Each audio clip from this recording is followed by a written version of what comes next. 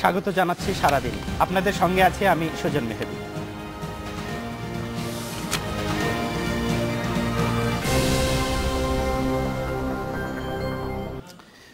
ত্রয়োদশ সংশোধনী অবৈধ ঘোষণা করে দেয়া দ্বিধাবিভক্ত রায় টিকবে না বলে দাবি করেছেন বিএনপির স্থায়ী কমিটির সদস্য ব্যারিস্টার রফিকুল ইসলাম মিয়া। অন্যদিকে ব্যারিস্টার রফিকের এমন বক্তব্যকে ভিত্তিহীন দাবি করে আওয়ামী লীগ নেতা সুরঞ্জিত সেনগুপ্ত বলেছেন, দ্বিধাবিভক্ত হলেও সংখ্যাগরিষ্ঠ বিচারক মত দেয়াই এই রায় চূড়ান্ত। 2011 সালের 10ই মে সংবিধানের ত্রয়োদশ সংশোধনী বাতিল করে আপিল বিভাগের দেয়া সংক্ষিপ্ত রায়ের সাথে প্রকাশিত রায়ের গলমিল আছে, এমন দাবি করে ব্যারিস্টার রফিকুল ইসলাম মিয়া বলেন, 16 মাস পর প্রকাশিত পূর্ণাঙ্গ রায়ে নির্বাচিত জনপ্রতিনিধিদের মাধ্যমে অন্তর্বর্তী সরকারের কথা বলা হয়েছে, যার সাথে আগামী নির্বাচনকালীন সরকার নিয়ে প্রধানমন্ত্রীর দেয়া প্রস্তাবের সাথে মিল খুঁজে পাওয়া যায়। তাদেরকে এমপি হতে হবে, এমপি ছাড়া পারবে না, সেটা তিনি বলছেন। যে কথাটা ওই সময় শর্ট জাজমেন্টে যখন উনি নন পার্টি ক্যাটের গভর্নমেন্ট থাকতে পারে বলে বলেছিলেন, সেখানে কখনোই উল্লেখ ছিল না। এই কথাটা প্রধানমন্ত্রীর মুখ থেকে আমরা শুনেছি, এমপি হতে হবে, আর এই জাজমেন্টেও ওনার মুখ থেকে আমরা শুনলাম। আওয়ামী লীগ নেতা সুরঞ্জিত সেনগুপ্ত রফিকুল ইসলামের এই বক্তব্যকে ভিত্তিহীন দাবি করে বলেন, দ্বিধা বিভক্ত হলেও সংখ্যাগরিষ্ঠ বিচারকের মত থাকায় এ রায় চূড়ান্ত। এটাই চূড়ান্ত রায়, সুতরাং এটা টিকা না টিকা কারো ইচ্ছা অনিচ্ছার উপরে নির্ভরশীল নয়। দেখা গেছে মেজরিটি হচ্ছে 4 জন, আর এই রকমের একটা ইন্টারেস্টিং কনস্টিটিউশনাল পয়েন্টের জাজমেন্টে আর এটা ভিন্ন মত থাকবে না, এটা হয় নাকি? প্রকাশিত রায়ে নির্বাচনের 42 দিন আগে সংসদ ভেঙে দেওয়ার পরামর্শ দেওয়া হয়েছে। ব্যারিস্টার রফিকুল ইসলাম বলেন, সংসদ ভেঙে দিলে নির্বাচিত জনপ্রতিনিধিদের নিয়ে অন্তর্বর্তী সরকার গঠন সম্ভব নয়। 42 দিন যদি সংসদ ভেঙে দেয়, তাহলে যাদের দ্বারা তিনি বলছেন এমপিরা সংসদ ক্যাটের গভর্নমেন্ট, তারা তো এমপি থাকছে না। একটি সার্বভৌম সংসদই আরেকটি সার্বভৌম সংসদের কাছে নির্বাচিত হবে। তবে সুরঞ্জিত সেনগুপ্ত বলেন, বিএনপির এসব দাবি রাজনৈতিক, তাই এর সমাধান সুপ্রিম কোর্ট নয়, রাজনীতির মাধ্যমেই করতে হবে। কায়কোবাদ আকবর, ইন্ডিপেন্ডেন্ট নিউজ, ঢাকা। আজ আমরা আলোচনা করব সংবিধানের ত্রয়োদশ সংশোধনীর পূর্ণাঙ্গ রায় প্রসঙ্গে। এ নিয়ে কথা বলতে আজ আমাদের সাথে আছেন দেশের প্রখ্যাত আইনজীবী ও বিএনপির স্থায়ী কমিটির সদস্য ব্যারিস্টার রফিকুল ইসলাম মিয়া ও দৈনিক ইত্তেফাকের আইন বিষয়ক সম্পাদক সালেউদ্দিন। তো আমরা এখন তাদের সাথে আলোচনায় চলে যাচ্ছি। তো আপনাদেরকে স্বাগত জানাচ্ছি আমাদের অনুষ্ঠানে। তো প্রথমে ব্যারিস্টার রফিকুল ইসলাম মিয়া, যদি আপনার কাছে আসি, আপনি আমাদের টেলিভিশন ক্যামেরার সাথেও কথা বলেছেন, তো আপনি সেখানে বলেছেন যে মূল রায়ের সাথে আগের সংক্ষিপ্ত রায়ের মিল নেই, বিষয়টা যদি আর একটু ব্যাখ্যা করেন। এ সম্পর্কে জাজমেন্ট, যে ফুল জাজমেন্ট বের হয়েছে, তাতেও এই জাজমেন্টের অন্যতম বিচারপতি জনাব আব্দুল ওহাব সাহেব নিজেও বলেছেন, এবং উনি ওনার যে ডিসেন্টিং জাজমেন্ট দিয়েছেন, তিনি ডিসেন্টিং জাজমেন্টের যেই কথাটা বলেছেন, আমি সেটা কোট করতে চাই টু জাস্টিফাই আমি যে পয়েন্টটা বলেছি।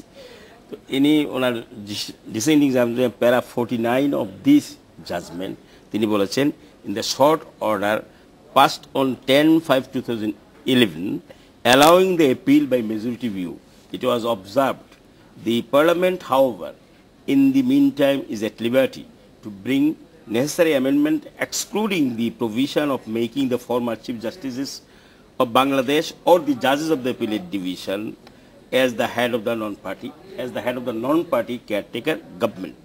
But in the concluding portion of the judgment, in the clause 12 of the summary under paragraph 44, the learned Chief Justice, the former Chief Justice, has specifically observed in the form of direction that তত্ত্বাবধায়ক সরকার শুধুমাত্র জনগণের নির্বাচিত জাতীয় সংসদে দ্বারা গঠিত হতে পারে, কারণ জনগণ সার্বভৌমত্ব, ক্ষমতা, গণতন্ত্র, অধিকার ইত্যাদি বলে। তারপরে উনি বলেছেন, সাধারণ নির্বাচন অনুষ্ঠিত হবার ক্ষেত্রে জাতীয় সংসদ বিবেচনা করে যুক্তিসঙ্গত কাল 42 দিন পূর্বে সংসদ ভাঙিয়ে দেওয়া বাঞ্ছনীয় হইবে।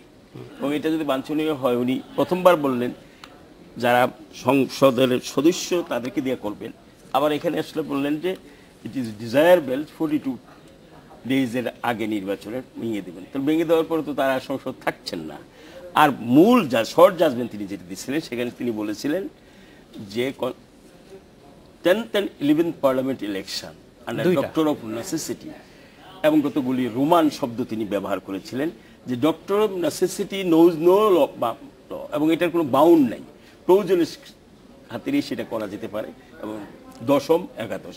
কিন্তু এই ডিটেল জাজমেন্টে হোয়ার এভরিবডি এক্সপেক্টেড যে কীভাবে দশম এবং একাদশ সংসদ নির্বাচন বিশেষ ক্ষেত্রে প্রয়োজনীয় তাগিদে ডক্টর অফ নেসেসিটিতে কেয়ারটেকার নন পার্টি কেয়ারটেকার গভর্নমেন্টের আন্ডারে হবেন বলে তিনি বলেছেন, সেটা ডিটেল এক্সপ্লেন করবেন এবং সেই সমস্ত লেকুনা যেটা বলার না সেগুলি ফিল আপ করে তিনি বলবেন যে দিস ইজ হাউ এটা করা সম্ভব হবে। কিন্তু তিনি টোটালি ডিটেল জাজমেন্টে he has totally ignore this point. এই সম্পর্কে তিনি একটা শব্দ নন পার্টি কেয়ারটেকার গভর্নমেন্ট তিনি বলেনি নেই, বলছে যে সংসদ পার্লামেন্টের সংসদ সদস্যদের নিয়ে করতে হবে।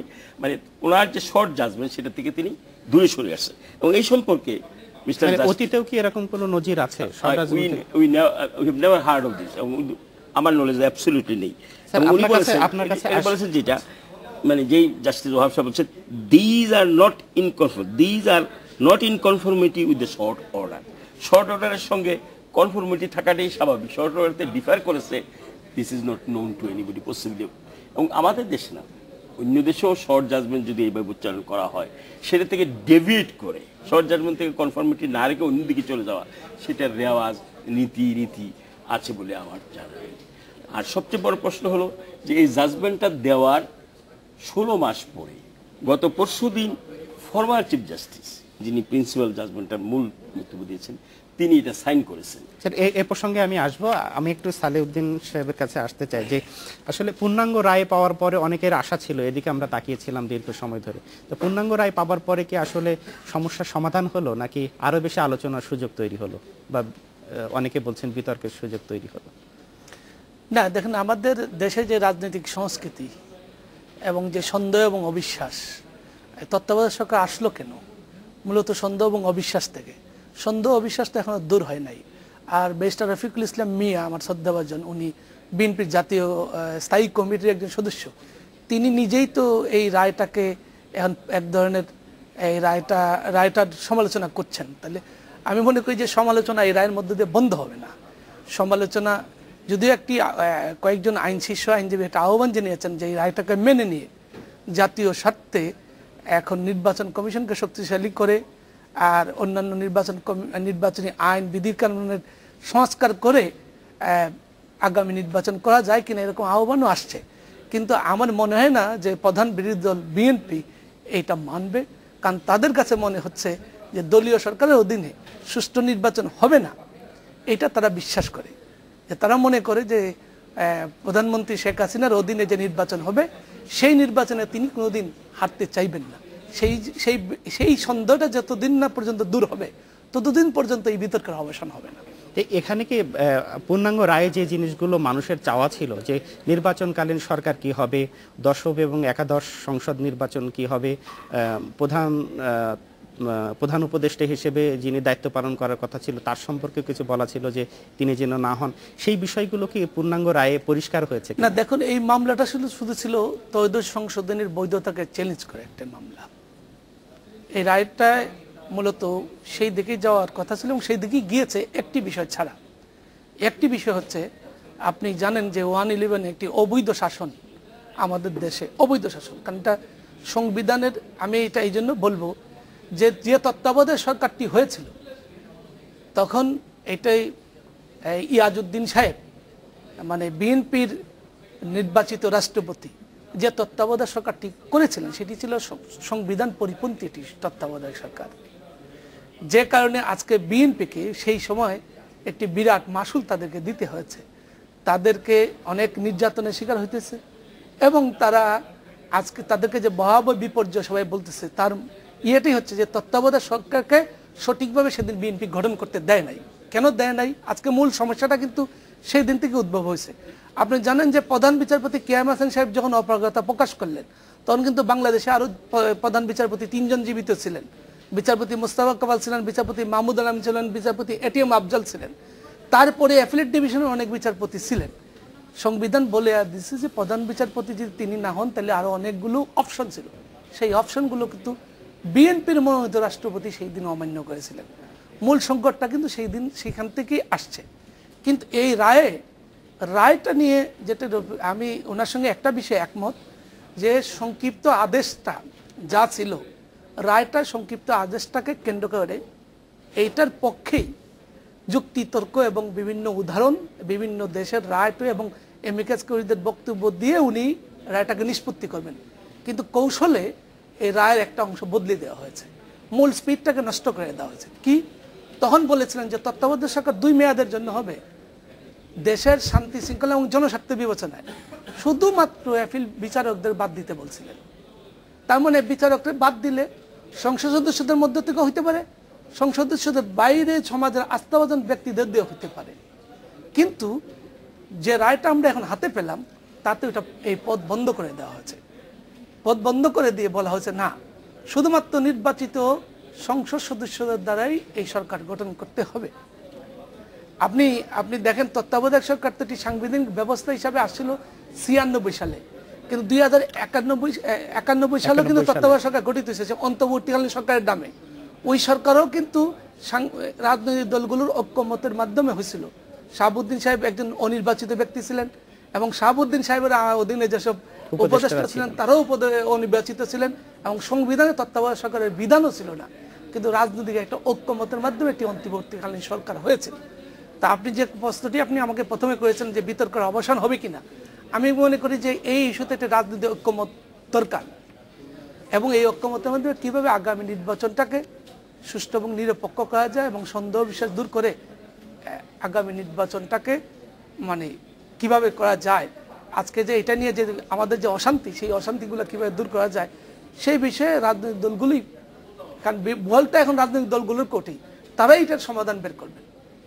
তো আপনাদের দুজনের সাথে আরো কথা বলবো, আমাদের একটি বিরতি নিতে হচ্ছে।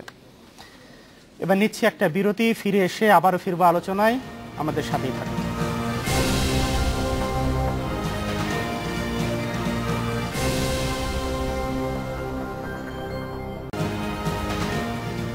আবারও স্বাগত জানাচ্ছি সারাদিনে। আমাদের সাথে আছেন দেশের প্রখ্যাত আইনজীবী ও বিএনপির স্থায়ী কমিটির সদস্য ব্যারিস্টার রফিকুল ইসলাম মিয়া ও দৈনিক ইত্তেফাকের আইন বিষয়ক সম্পাদক সালেউদ্দিন। ফিরে যাচ্ছি তাদের সাথে আলোচনায়। তো ব্যারিস্টার রফিকুল ইসলাম মিয়া, আপনি তো পাশাপাশি বিএনপির স্থায়ী কমিটির সদস্য।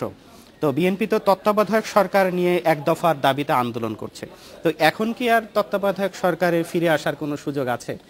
আমরা এই জাজমেন্টটাকেই গ্রহণ করছি না, কারণ হোল জাজমেন্টটা যিনি মূল জাজমেন্ট দিয়েছেন retired chief justice mister Khairul Haque সাহেব, শর্ট জাজমেন্ট যখন তিনি দিয়েছিলেন তখন he was the sitting chief justice of the country, কিন্তু এখন উনি জাজমেন্টে যে সই করলেন পরশুদিন বলা হয়েছে he is no more the chief justice of the country. বহুত আগেই উনি নতুন চিফ জাস্টিস বিচারপতি মুজাম্মেল হক সাহেব হয়েছেন এবং বর্তমানে তার পজিশন হলো আপনার গ্রিক ওয়ার্ড ইউজ করে, ল্যাটিন ওয়ার্ড ইউজ করে আমি বলবো ফাংটাস অফিসিউ, দ্যাট মিনস কর্তৃত্বের অবসান, তার পাওয়ার যেটা ছিল, ক্ষমতা ছিল সবার অবসান, যাতে বলা হয় কোনো এক সময় যাহার প্রাণ ছিল এবং শক্তি ছিল, কিন্তু বর্তমানে সেই শক্তি গুণ প্রাণ নেই, প্রাণহীন, সেই গুণ তার নেই। আরেকটি হলো যে কর্তৃপক্ষ একটা নির্ধারিত দায়িত্ব ওনার ছিলেন, সেই দায়িত্বের অবসান করেছে। চিফ জাস্টিস হিসেবে তার দায়িত্ব ছিল এজ এ জাজ যেই কাজ করার, আর এই জাজমেন্ট উনি সাইন করেছেন যখন তার সেই দায়িত্ব বা ক্ষমতা নেই। ফার্দার মোর জাজদের মেইন দায়িত্ব হলো যে ওনারা ওথ আন্ডার ওথ কনস্টিটিউশন অনুসারে ওথ গ্রহণ করেন, ওথ আছে বলেই তো ওনারা জাজমেন্টটা দেন এবং সেই জাজমেন্টটা জনগণের কাছে গ্রহণযোগ্য হয়।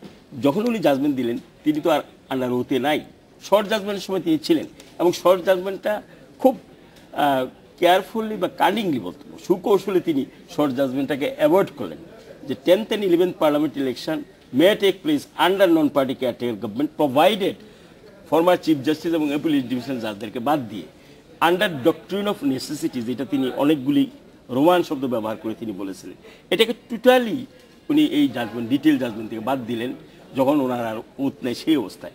সেখানে আমরা অত্যন্ত জোর দিয়ে বলতে চাচ্ছি যে that the former chief justice এই জাজমেন্টটা সাইন করার জন্য বা delivering this judgement he is functus officio, he has no jurisdiction right over, তার সেই ক্ষমতা কোনো কিছুই নেই। এবং এই ফাংটাস অফিসিউ হওয়ার পরে ইনি যে জাজমেন্টটা দিচ্ছে সেইটাকে সাপোর্ট করে সঙ্গে বর্তমান চিফ জাস্টিস এবং আরও 2জন অ্যাপিলেট ডিভিশন জাজ যে একমত হয়েছেন, যদি ফর্মার চিফ জাস্টিস ফাংটাস অফিসিউ হয়ে যায় তাহলে তার জাজমেন্টটা ভ্যালিড হবে না এবং কনস্টিটিউশন হবে না, না হলে ওনারা বাকি 3জন যেটাকে সাপোর্ট করলেন সেইটা কনস্টিটিউশন হওয়ার কোনো সুযোগ নাই। তাহলে বাকি 3জন জাজমেন্টের 2জন ডিসেন্ডিং জাজমেন্ট দিয়ে কেয়ারটেকার গভর্নমেন্ট ভ্যালিড রাখতে বলছেন, লিগেল বলেছেন, আরেকজন বলছে the matter may be refer to the parliament. এই অবস্থায় হোয়াট উই আর সেইং, আমার ওপিনিয়ন হলো যে ফাংটাস অফিসিয়াল হওয়ার পরে যে জাজমেন্টগুলো দিয়েছেন এটা গ্রহণযোগ্য জাজমেন্ট হইতে পারে না, এবং এটা জাজমেন্ট নয়। দিস ইজ ননেস্ট, আমি বলবো যে it is not non est, it does not exist in the eye of law. এই ক্ষেত্রে আরেকটি কথা সম্ভবত মানে আপনাকে রিভিউ করবেন এটার জন্য, এটা আমাদের রিভিউ কথা ব্যাপারগুলি দলীয় ফোরামে আলোচনা হবে। আমি তো একজন ইন্ডিভিজুয়াল আপনার দাওয়াতে এসেছে এখানে, তো আমি দলীয় ফোরামের সিদ্ধান্তের ব্যাপারে আমি জানি না, কিন্তু আমার লিগেল পজিশনটা যেটা আমি বললাম যে he former chief justice with regard to signing of the judgement after retirement নিজে ফাংটাস অফিস হয়েছে, this is not really a judgement in the eye of law. এবং সেই ক্ষেত্রে আমি এটা সালেউদ্দিনের কাছে যেতে চাই যে আসেন, কারণ উনি আপনি তো ওনার ওপিনিয়ন অনেক নিয়েছেন, মানে আমার চেয়ে 3 গুণ কথা উনি বলেছেন, এবং সেখানে উনি একটা কথা রেফার করেছিলেন যে বিএনপি যখন নাকি কেয়ারটেকার গভর্নমেন্ট গত হয়েছিল, বাট দ্যাট গভর্নমেন্ট হলো আর্মি ব্যাকড কেয়ারটেকার গভর্নমেন্ট। কারণ আমাদের সংবিধানে 2 বছর ক্ষমতা থাকার কোনো মানে কেয়ারটেকার গভর্নমেন্ট ফাংশনই ছিল just to hold the election, এবং এটা 3 মান্থস লিমিটেশনের মধ্যে। কিন্তু সেটা না করে যেই কাজটা করেছিল তো বেনিফিশিয়ারি, যে আর্মি ব্যাকড গভর্নমেন্টের বেনিফিশিয়ারি হলো বর্তমান। এটা নিয়ে অনেক আলোচনা হয়েছে। আমি একটু সালেউদ্দিনের কাছে আসতে চাই যে ব্যারিস্টার রফিকুল ইসলাম মিয়া যে কথাটা বললেন যে রায়ের ভ্যালিডিটি সম্পর্কে আপনি কি মনে করেন? আসলে দেখেন, আমি এই বিষয়ে যেটুকু লেখাপড়া করেছি, সুপ্রিম কোর্টের রুলসে এই বিষয়ে কিন্তু স্পষ্ট করে কিছু নেই। আমি জানি না ব্যারিস্টার রফিকুল ইসলাম মিয়া উনি হয়তো এই বিষয়ে কিছু আছে কিনা বলবেন, তবে বাংলাদেশের 2 জন সিনিয়র আইনজীবী ব্যারিস্টার আমিরুল ইসলাম এবং ব্যারিস্টার রফিকুল হক ওনারা বলেছেন যে এতে কোনো সমস্যা নেই। কারণ আমরা অতীত দেখেছি, কিন্তু অতীত দেখেছি যে বিচারপতিরা অবসরে যাওয়ার পর, এটা আমাদের দেশে আর কি, আপনি দেখবেন যে আমেরিকাতে বিচারকরা কখনো অবসরে যান না, তারা কিন্তু মৃত্যুই পর্যন্ত বিচারপতি থাকেন। আমাদের দেশেও একসময় এইভাবে ছিল, যখন কোনো বিচারপতি অবসরে যাবেন তার 6 মাস আগে তাকে কোনো মামলা পরিচালনা করতে দেওয়া হতো না, ছোটোখাটো মামলা পরিচালনা করতে দেওয়া হতো এই জন্য যে উনি যাতে অবসরের আগে সবগুলো রায় লিখে দিতে পারেন। এখন যে প্রশ্নটা উঠছে, প্রশ্নটা মৌলিক, এই প্রশ্নটা মৌলিক, কিন্তু আমাদের দেশের আইন কারণে আমাদের যে সুপ্রিম কোর্টের যে রুলসে এই ব্যাপারে কোনো সুস্পষ্ট কিছু নেই। ফলে এটা আমি সুনিশ্চিত করে বলতে পারতেছি না যে এটা অবৈধ হয়েছে কি বৈধ হয়েছে। তবে আমি সেটা বলতে পারি যে এই মামলায় যখন যুক্তিতর্ক হয়, এই মামলা যখন যে সময় হয়েছে, এবং আপনি যে দেখেন যে রায়টা হয়েছে কিন্তু আজকে না, রায়টা কিন্তু আজকে বলতে পারবেন না, কারণ যে বিচারপতিরা রায় স্বাক্ষর করেছেন তারা 2011 সালের তারিখ দিয়ে স্বাক্ষর করেছেন, মানে যে 2011 সালের 10ই মে এই রায়টি হয়েছে। কিন্তু এই রায়টা দেখলে আপনি বুঝবেন, কিন্তু এই রায়টা দেখলে আপনি বুঝবেন যে ওই মামলা যখন ক্লোজ হয়ে গেছিল, তারপরে দেশে যেসব বিষয় উদ্ভব হয়েছে ওই মামলার মধ্যে এগুলো ঢুকে গেছে। যেমন অন্তর্বর্তীকালীন সরকার বা সংসদে এই সরকারি দল বিরোধী দল মিলে সরকার বা সংসদ বাতিল করে দিতে হবে, যে আলোচনাগুলো রাজনীতির মাঠে হতো, বাতিলের বিষয়টা কিন্তু এখন যেহেতু আগেই কিন্তু সংসদ বাতিল ছিল, কারণ সংসদ তখন ছিল না, তত্ত্বাবধায়ক সরকারের আগে 90 দিন আগেই সংসদ, কিন্তু নির্বাচনের 90 দিন আগে সংসদ থাকে না, কিন্তু ওই মামলাটা কিন্তু 2011 সালের 10ই মে ক্লোজ হয়ে গেছে। আর এই বিষয়টা কিন্তু তত্ত্বাবধায়ক সরকারের সংসদ বাতিলের বিধানগুলো কিন্তু পঞ্চদশ সংশোধনী আসছে পরে, কিন্তু ওনারা এটা পেলেন কোথায়? এটা তো আলোচনা হয় নাই। কিন্তু দেখা গেছে রাজনৈতিক অনেক বিষয় বা সরকারি দলের অনেক চিন্তা চেতনার বিষয় কিন্তু এটা ঢুকে গেছে, এটা উনি হয়তো বলতে পারেন। আমার কাছে সময় খুব কম,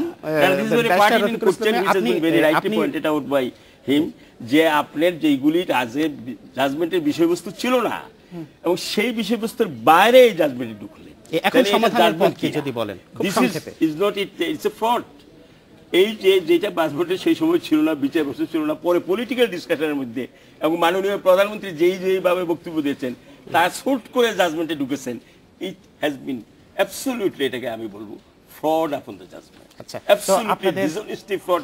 এবং এটা যদি former chief justice of the country, এই বিষয়ে নিশ্চয়ই আমরা আরো আলোচনা করব। আজকে আপনাদের দুজনকে আমাদের স্টুডিওতে আসার জন্য ধন্যবাদ। আপনাকেও ধন্যবাদ। তো আমরা কথা বলছিলাম ব্যারিস্টার রফিকুল ইসলাম মিয়া এবং সালেউদ্দিনের সাথে। তো এই ছিল আমাদের আজকের সারাদিনে, দেখা হবে আবারও আগামীকাল একই সময়।